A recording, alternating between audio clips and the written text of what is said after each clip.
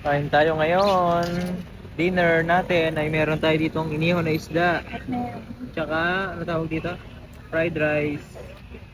Si Bini Boy. Si Mami. Kain tayo. Yes.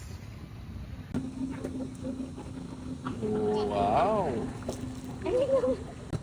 Grabe, sarap po. Hindi ka magilalim. Wow. Tingnan natin dito. Oh.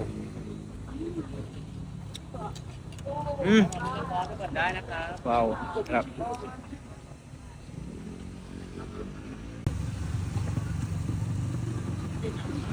So kasama yan pag bumili kayo ng isda. Ayan. Hindi ko lang kung ano to.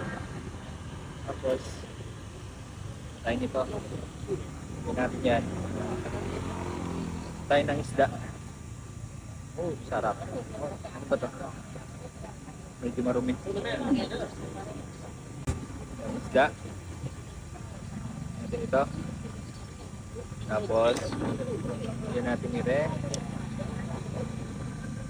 Luya. Bawang.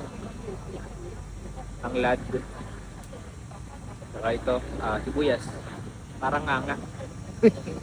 Parang nganga. Sausaw natin. Laki. Mm. Mm. Mm.